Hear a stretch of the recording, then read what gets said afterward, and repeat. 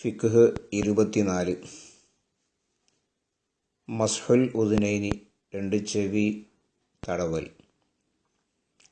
അഖല്ലുഹു ഈസാലുൽ ബലലി ഇലൈഹിമ, ചെവി തടവുന്നതിൻ്റെ ചുരുങ്ങിയ രൂപം രണ്ട് ചെവിയിലേക്കും നനവ് ചേർക്കലാണ്.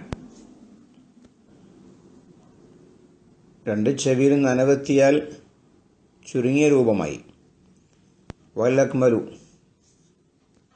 പരിപൂർണമായ രൂപം അയ്യംസഹ ളാഹിറഹുമ വ ബാത്തിനഹുമ ബി ഇബ്ഹാമൈഹി വ സബ്ബാബത്തൈഹി, ഉള്ളും പുറവും രണ്ട് പെരുവിരൽ കൊണ്ടും രണ്ട് ചൂണ്ടുവിരൽ കൊണ്ടും തടവലാണ്.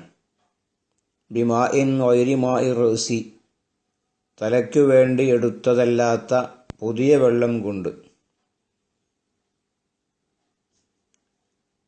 തള്ളവിരൽ, പെരുവിരൽ ചെവിൻ്റെ പുറംഭാഗം തടവാനും ചൂണ്ടുവിരൽ ചെവിക്കുടയുടെ ഉൾഭാഗം തടവാനും ഉപയോഗപ്പെടുത്തുക. ഇത് 3 പ്രാവശ്യം നിർവഹിക്കണം. അപ്പോൾ ചെവി ഫുള്ള് തടവലായി.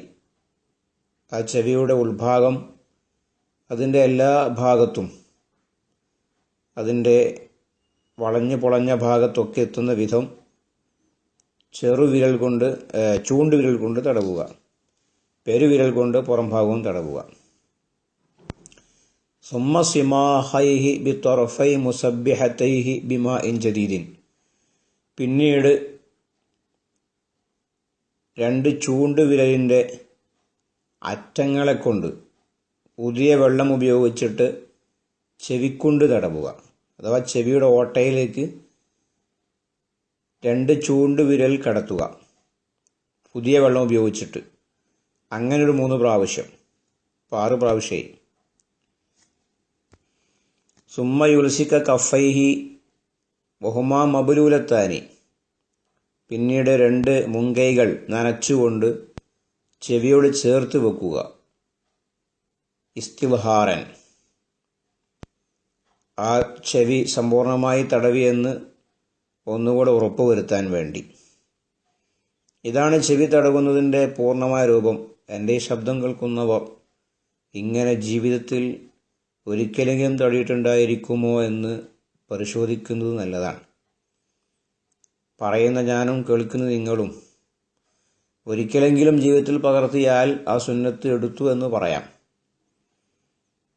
അപ്പോൾ ഇനി അങ്ങോട്ട് സമയമുണ്ടെങ്കിൽ ചെവി തോണ്ടുന്നതിന് പകരം, ചെവിക്കുന്നി പിടിക്കുന്നതിന് പകരം പെരുവിരൽ ഉപയോഗിച്ചുകൊണ്ട് പുറംഭാഗം മുഴുവനും ചൂണ്ടുവിരൽ ഉപയോഗപ്പെടുത്തി ഉൾഭാഗം മുഴുവനും 3 പ്രാവശ്യം തടകിയിട്ട് വീണ്ടും ഒരു 3 പ്രാവശ്യം ചൂണ്ടുവിരൽ നനച്ച് ചെവിക്കുണ്ടിലേക്ക് ഇറക്കി വെച്ച് പിന്നീടൊരു 3 പ്രാവശ്യം മുൻകൈകൾ നനച്ച് ചെവിയോട് ചേർത്ത് പിടിച്ച് ആ തടവൽ സമ്പൂർണ്ണമാക്കിയാൽ ആ ഒരു വുളൂഇൻ്റെ പവറും പ്രസരിപ്പും എത്രയായിരിക്കും.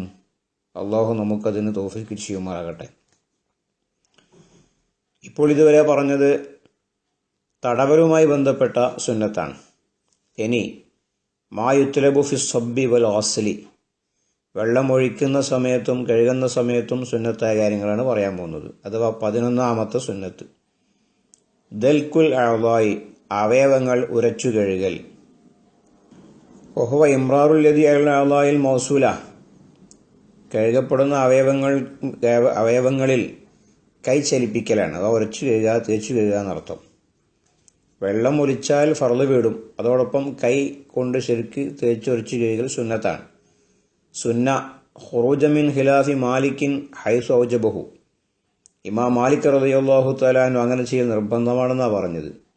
അദ്ദേഹത്തിൻ്റെ അഭിപ്രായം പരിഗണിച്ചുകൊണ്ട് ഷാഫി മദ്ഹബിൽ അത് സുന്നത്തായി പ്രഖ്യാപിച്ചിരിക്കുകയാണ്.